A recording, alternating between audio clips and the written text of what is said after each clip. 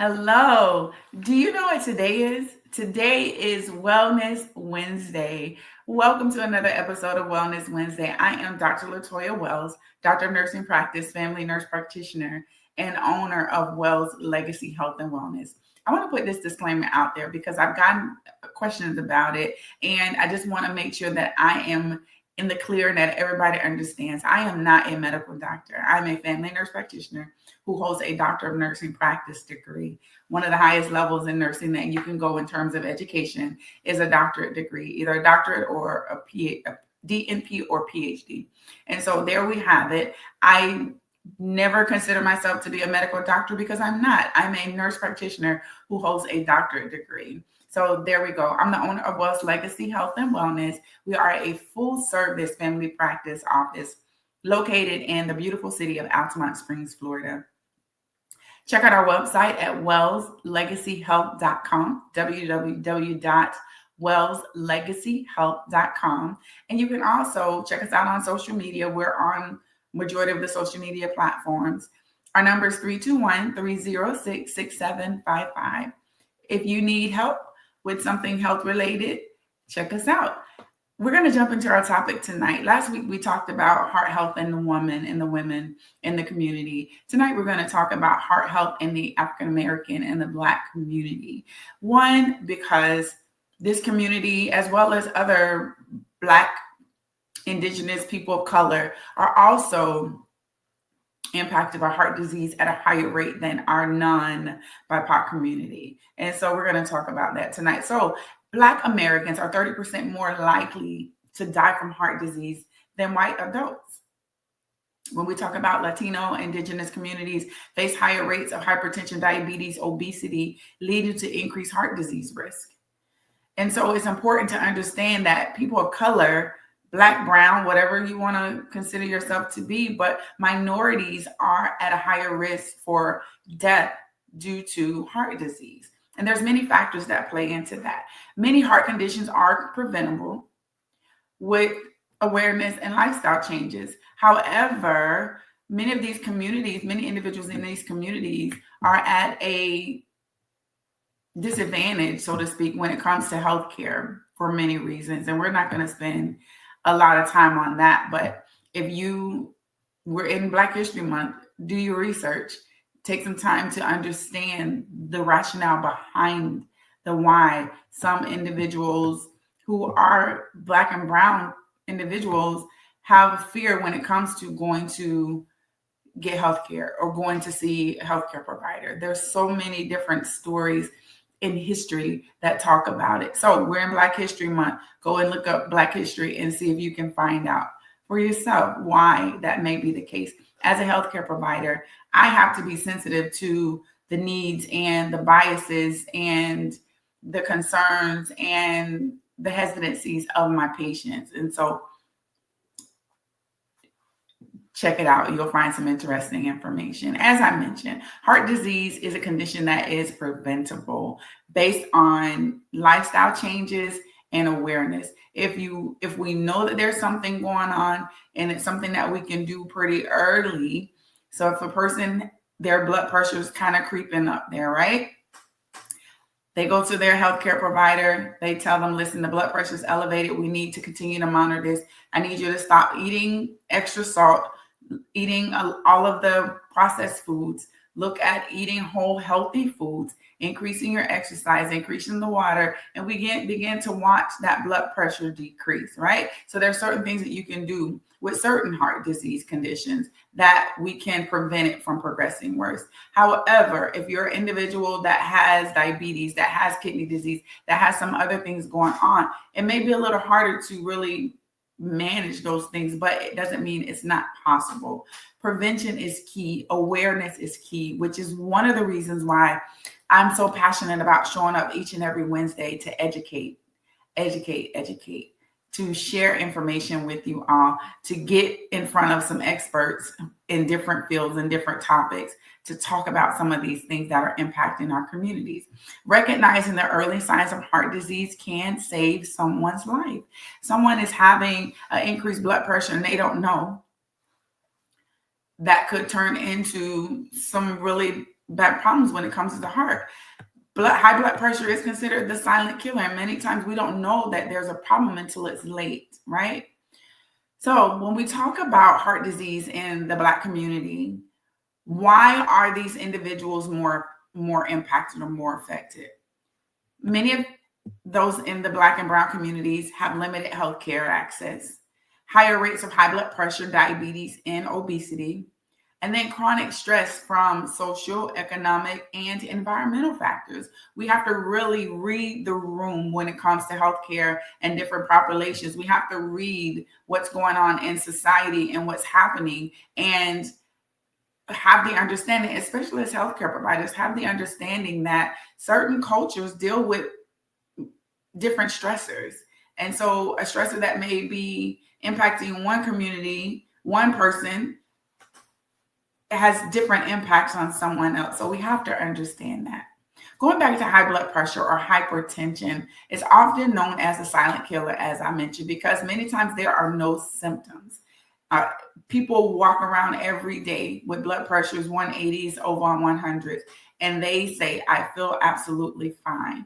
But it's not until we begin to correct the blood pressure that their bodies is like, hey, something's going on. What's happening? Until we kind of navigate them slowly to get that blood pressure down and get it under control. But if left untreated, it can kill someone. It will kill you. If you leave high blood pressure high and don't do anything about it, it could lead to devastating outcomes. So it's so important to make sure that we are monitoring the blood pressure. Uncontrolled high blood pressure damages the heart, it damages the arteries, and it leads to heart attacks and strokes. So it's so important that we are monitoring the blood pressure regularly. If you go to your healthcare provider, if you come to me and I'm your healthcare provider and your blood pressure is elevated, we're going to talk. We're going to spend some time in that exam room and we're going to talk. I'm going to do an exam. We're going to do an EKG. I want to see what the electrical current of your heart looks like. I want to listen to all the different chambers to see what I'm hearing. Are there any murmurs? Are there any irregularities in your heartbeat? I'm going to have you monitor your blood pressure on several occasions, because I can't, unless you have a diagnosis of high blood pressure and you know for a fact that you've been diagnosed with high blood pressure. If you come to me for the first time and I'm seeing you for the very first time as a patient and your blood pressure is high, I'm going to take it a couple of different times throughout the visit. Give you some water, have you kind of relax. We're going to recheck it again. If it's still elevated, have you sit down in the lobby, just kind of chill for a little bit, bring you back in and check that blood pressure.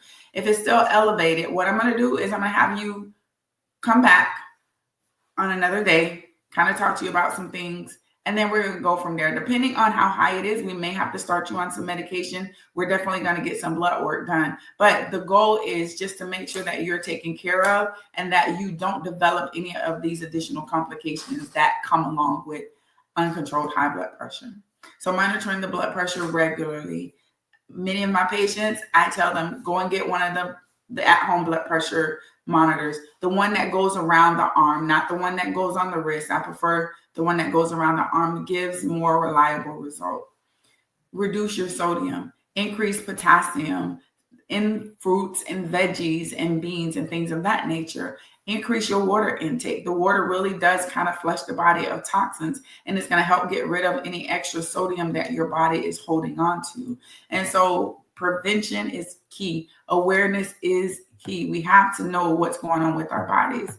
When it comes to other comorbid conditions such as diabetes, obesity, stress, can have a heightened impact on heart disease. So high blood sugar damages the blood vessels, as we already know. If you can remember my talk from diabetes when we talked about that, over time, those blood vessels begin to get damaged. And when we have a person that has high blood pressure and they also have diabetes, there's two things that are impacting their cardiovascular system and their blood vessels, the high blood pressure and the damage that's being caused by the diabetes. And so the key to that is making sure that you're managing your diabetes, that you're managing your blood pressure, that you're eating a balanced diet, you're getting regular exercise, and you're taking your medication, if you're on medication, the way that it has been prescribed.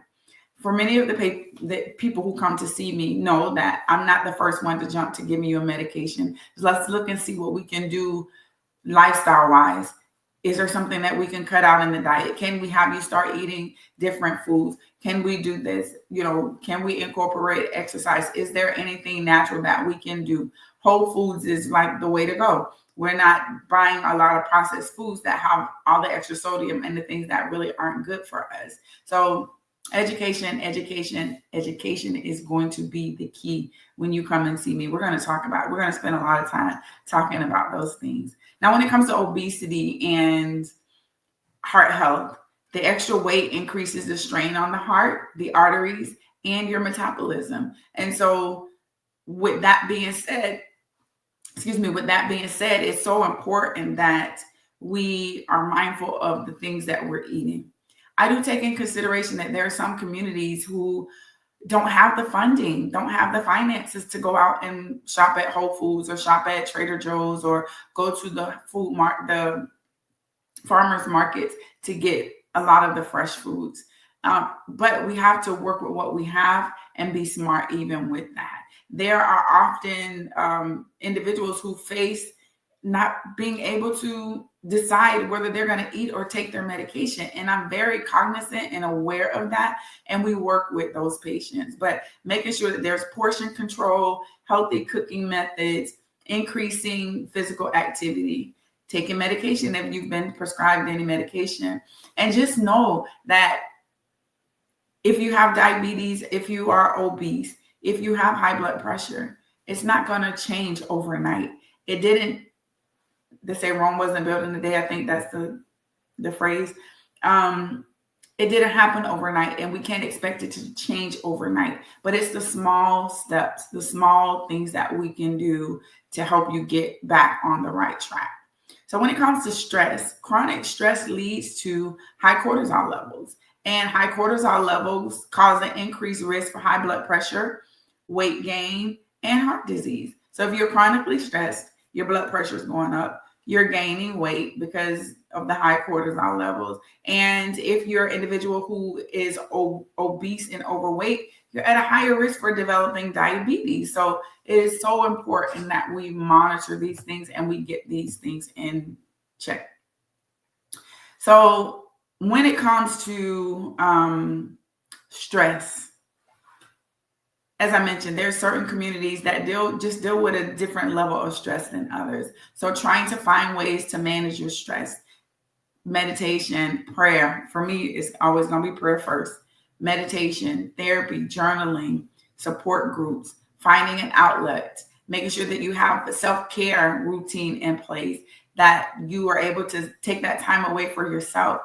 If it's work related, looking to see if there's maybe a shift in your career that you can take or a job change that doesn't come with as much stress. There's so many different things that we can do, but I do understand that when you're in the midst of it, in the thick of it, it's hard to think about how to get out of it. So this is something that I take time talking with my patients about. Again, as I mentioned, Wells Legacy Health and Wellness, we look at the whole person. We're not just looking at, you have high blood pressure. We're just looking at that. Well, I want to know what's causing that. So we're going to talk about your stress. I'm going to have you fill out the PHQ-9, which is the depression screening. As I'm going over your review assistant, I'm going to begin to ask you some social and psychological questions to get a better understanding of where you are and what's happening in your life that could be potentially impacting your health overall. Now, I want to kind of shift a little bit. And I saw this phrase that not all chest pains are created equal. Well, we don't want anybody to have chest pain, but I want individuals to know that there are many different things that will present as chest pain, which is not necessarily related to the heart. We talked about that a little bit last week when we were discussing women and heart disease. And I'll bring it up now. I have a individual that I used to work with, a colleague that I worked with when I worked in the hospital as an RN. Her mother had a massive heart attack, a widowmaker's heart attack. And she presented to the emergency room once or twice, I believe, with upper epigastric pain or upper pain in the upper stomach, almost near the chest region. And she was sent home with antacids. and told to chew some Tums and take this medication. And she had a massive heart attack and died within 24, 48 hours of going to her last hospital visit, or within a few hours of, I think, of going to that last hospital visit. So it's important to understand. So the different types of chest pain, and I want to talk about those tonight. One is called angina. This is heart-related chest pain. It feels like pressure. It feels like tightness. It feels like something squeezing your chest. And the cause of it is because there's reduced blood flow to the heart due to clogged arteries, as we mentioned last week, to be known as coronary artery disease. If you are experiencing this type of chest pain, seek immediate medical attention, because if there's a blockage in your arteries or coronary artery disease that is decreasing blood flow to the heart, that part of the heart that's not getting blood flow is going to be damaged and potentially die because it needs blood flow. And that leads to a heart attack, or myocardial infarction is what we call it in medical terms, but heart attack in layman's terms, or in terms that you guys can understand. A heart attack, which I just talked about it, myocardial infarction. It's severe, crushing, spreading the arm, the jaw, the neck, or the back. And remember, in women, it may be the upper back or the neck or jaw pain, or it may feel like nausea or feel like you have heartburn. But it may also include sweating, dizziness, and shortness of breath. And the reason because of this is because we had that coronary artery disease where there was a small blockage of the heart, and over time the plaque just built up and built up and built up to where now that artery is completely blocked and you are having a heart attack. The artery is stopping, that blocked artery is stopping the blood flow to the heart. If someone is experiencing that, we need to call 911 and get them help immediately.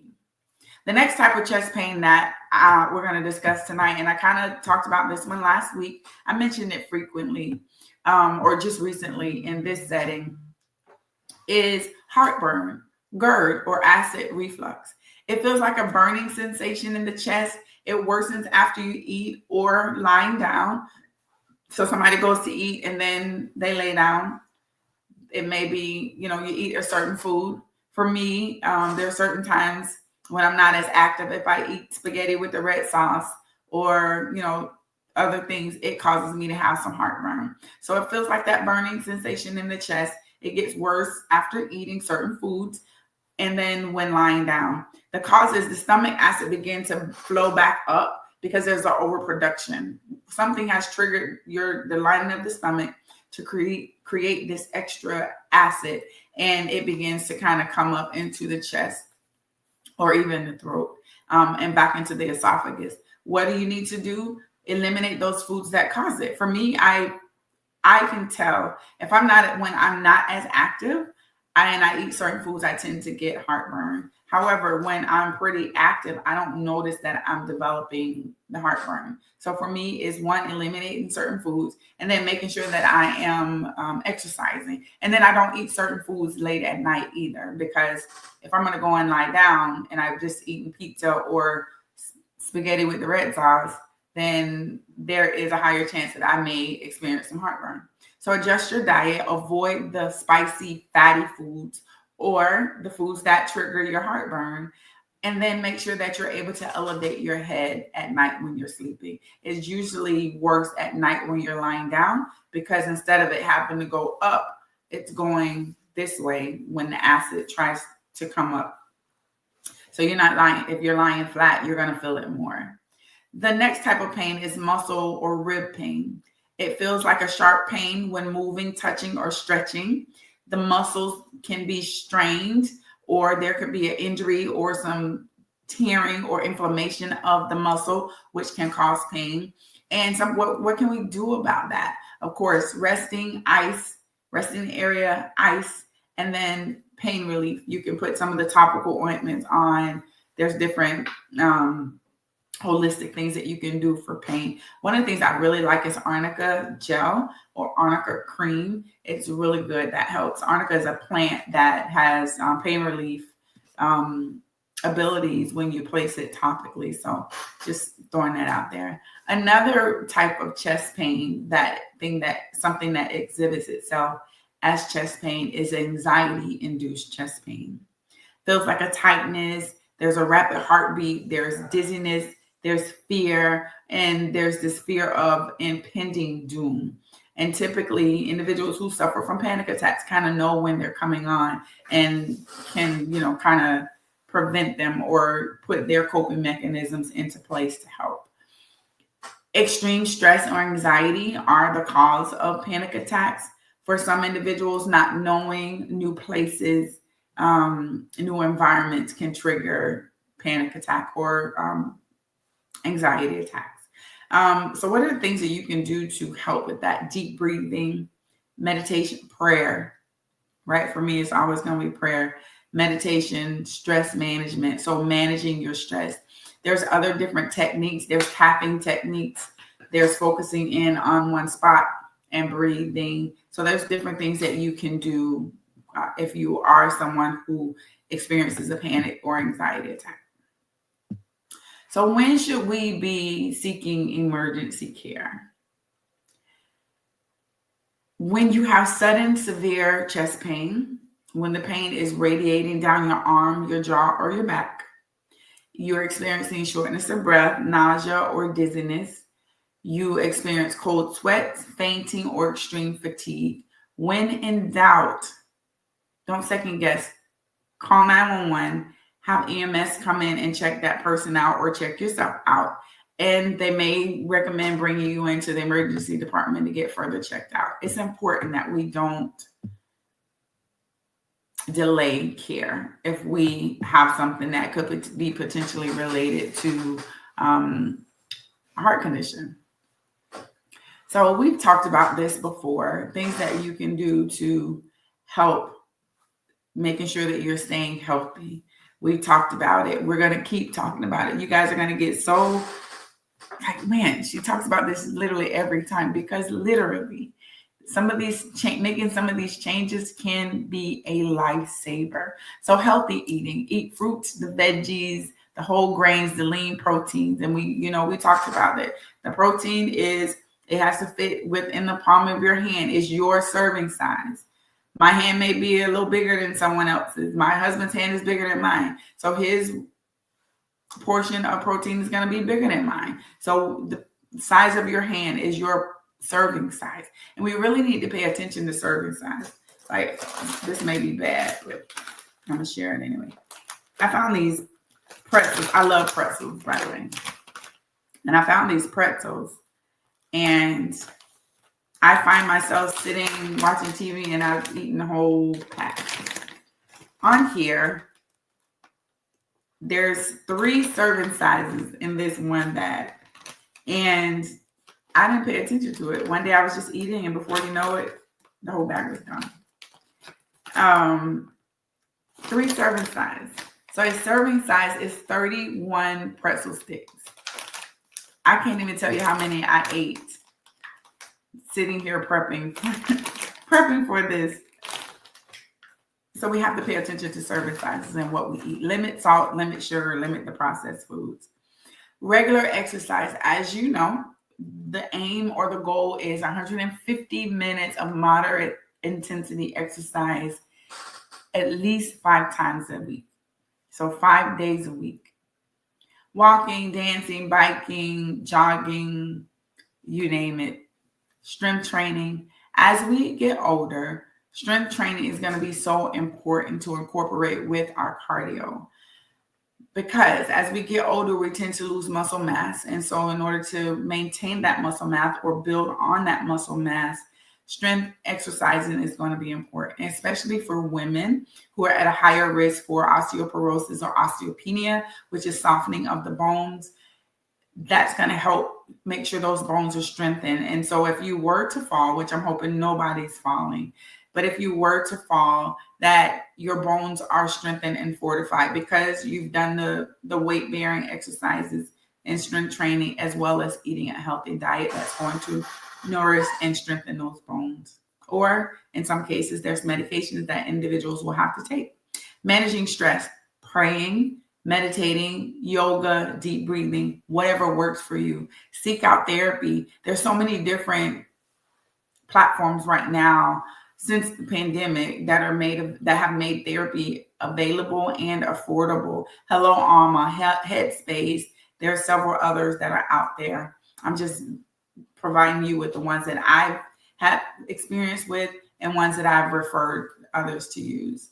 Regular health checkup. So monitoring the blood pressure, your blood work, getting your cholesterol numbers checked, also your blood glucose levels, your blood sugar levels, and know your family history. For some individuals, that may not be feasible because of adoption, because individuals are no longer here, or because of estranged relationships. But if you can, ask those questions early.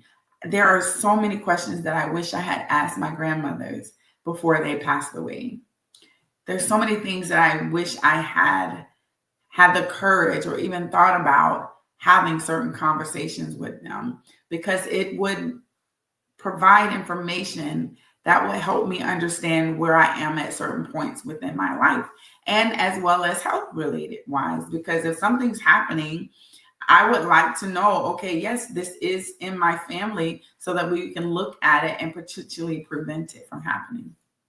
So it's important that we take care of ourselves. I gave you guys a challenge, and I don't know that anybody posted anything, but I asked that if you took a picture on Wear Red Day, which was last Friday, to post it. And I don't see that anyone posted, but that's okay. In the month of February, we're also celebrating Valentine's Day. So if you see hearts out and about in your travels, send me a picture of those hearts. I'm trying to collect some hearts, right? And so I want you guys to know that you all matter to me. Your health is important to me. And I want to make sure that I'm doing the best that I can to provide you with the education and tips and tools that you need. So one of the things that I want to let you know that there will be some more heart health information shared on the page. Make sure you share that. If there's any topics that you want to discuss, anything that's pressing and you have a question, feel free to reach out to us. You can call or text us at 321-306-6755. We can get you set up with a consultation. If you just have a brief question, just say, hey, it's related to the Wellness Wednesday, and I just need some additional clarification. I don't mind taking a few minutes to talk with you guys about what it is that is concerning you. I want to remind you, heart health is your heart health is in your hand. And I have a small challenge, but I want you to know that small changes make big impact. Small changes can make big impacts on your health.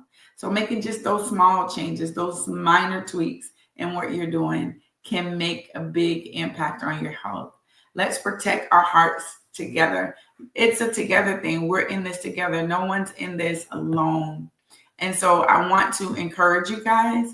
I want you to pinpoint one thing that you would like to change within the next week. Want to ask you a question. Do you know what your blood pressure numbers are? Do you know what's normal for you? What's your biggest heart health challenge? So what's challenging to you when it comes to your heart health? If you're someone that has high blood pressure, if you're someone that has diabetes, if you're someone who has a known heart condition or heart disease, what's one of the biggest challenges that you have? I want to leave you with that. Take care of your heart, because no one will better than you. Stay safe and be well. This is Dr. Latoya Wells with Wells Legacy Health and Wellness. Take care of your heart. Until next time, bye.